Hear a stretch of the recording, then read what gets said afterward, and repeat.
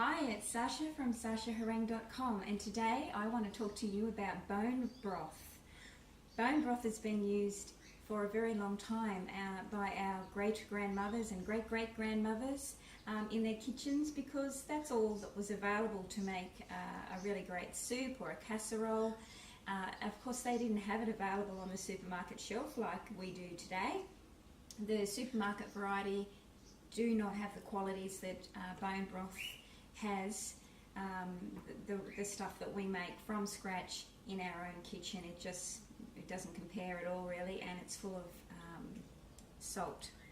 So I don't recommend buying bone broth or using it off the supermarket shelf. I recommend making your own bone broth from scratch at home.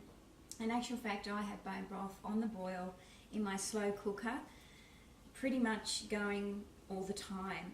You cook it for 24 to 48 hours, so I just have bone broth going continually because I keep it on my fridge and use it in my everyday cooking, and it just gets poured on instead of water.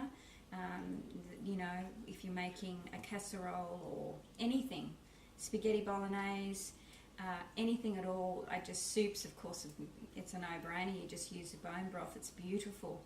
But anything that requires liquid on it, I just pour my bone broth on there.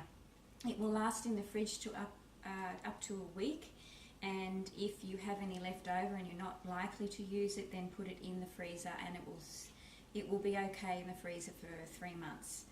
So I'm going to give you some benefits of bone broth, because there are so many.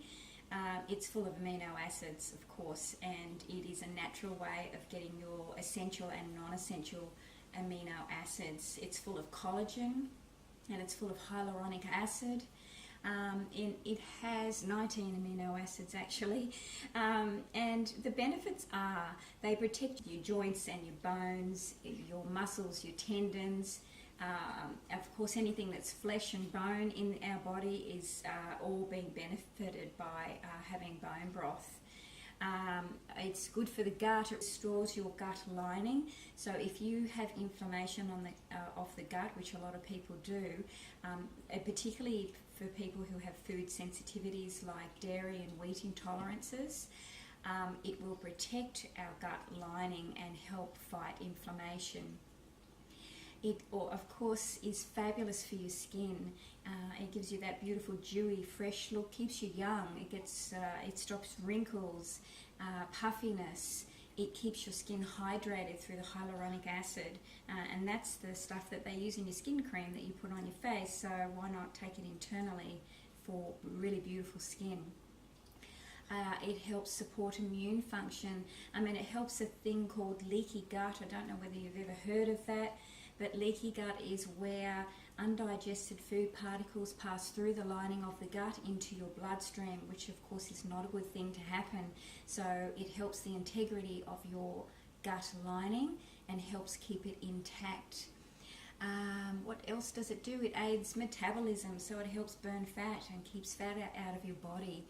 And it also boosts detoxification, which is a really important thing, because every day we are taking in chemicals in our body, both heavy metals and chemicals from our environment and the foods that we eat, and so it helps clear and remove them from your body.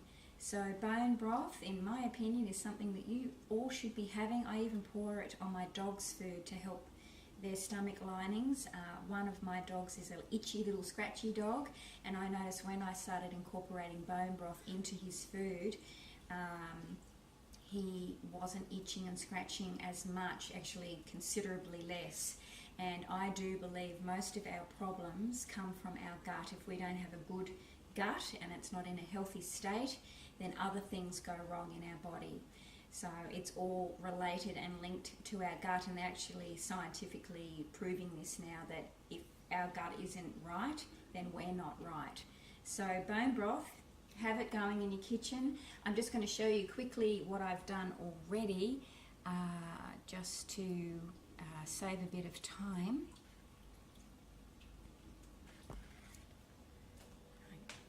Okay, so as you can see, I have put the bones in my slow cooker, and I have incorporated parsley and whatever I had in there, bay leaves and things like that is really good. Thyme is very good.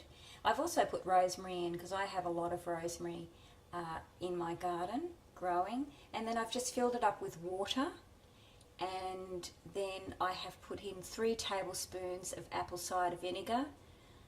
Okay, so the apple cider vinegar has to be the one with the mother, which is it's the fermented apple cider vinegar. So I'll just read it to you so you actually know what I'm talking about. With the mother. That's what it says, with the mother. So yeah, and I try and buy mine in a glass bottle. You know, all these things make a big difference to your health. And you'll see when you shake it, it is cloudy. So that's the apple cider vinegar you should be using. I'm going to do a video on apple cider vinegar because it is such a fantastic thing that you should be having every single day. I actually have it 3 times a day in water just before I eat. It's just fantastic, the benefits of apple cider vinegar, but that's another video because it has so many benefits. So I put 3 tablespoons of that in there, filled it up with water, and just put in parsley, thyme. I did put in rosemary, but you don't have to do that, and bay leaves because they're the things that draw the amino acids out of the marrow bone. Okay, now the other things I like to put in, I'll just move this around a bit so you can see what I am doing, is onions. You put 3 onions in, and 3 carrots, and 3 celery stalks, and 3 lots of garlic, and you cut it so that it is long ways, so it is exposing most of the surface area of the vegetables. You can draw as much as the contents out of the vegetables. So cut the onion in half and then cut it long ways, just in quarters. Doesn't have to be all finely chopped or anything. Put 3 of those in. And then same with the carrots, do it long ways, just so it fits in your slow cooker. And I should be using the correct knife, but I'm not. I'm just using a little knife. So you get my drift with that. And these are put in here to help draw the amino acids. You don't actually use any of these vegetables in your bone broth. At the end of the day, it's a liquid, but all the vegetables and onions and garlic and everything get taken out of the bone broth and thrown away. They're simply in there to help create the bone broth and draw out the amino acids out of it, the marrow bone. So do all the same thing to your celery, just a few long strips, doesn't have to be beautifully done. Throw it all in and put in black pepper, and you can put mineral salt or you can put iodized salt in there as well.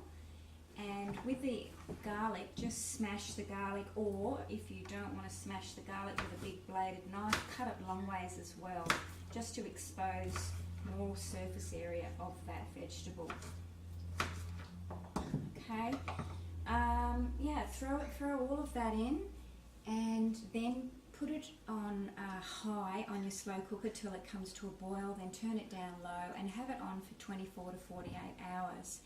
And as it's simmering away, you just skim off the fat with a scoop skimmer spoon, you know, one with holes in it, and like this.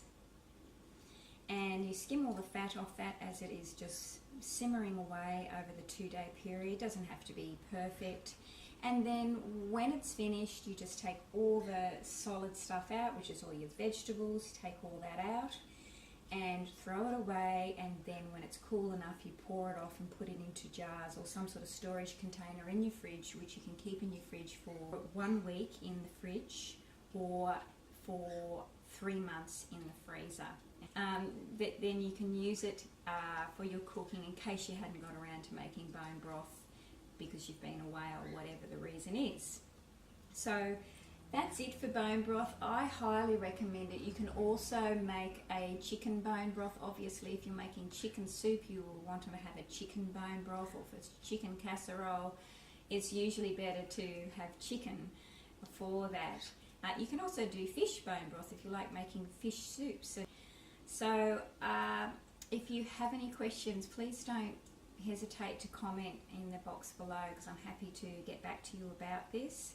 And if you like this video, leave a comment or a like, and subscribe to my channel, because I have other videos that I'm doing on foods that are good for you to incorporate in your everyday life.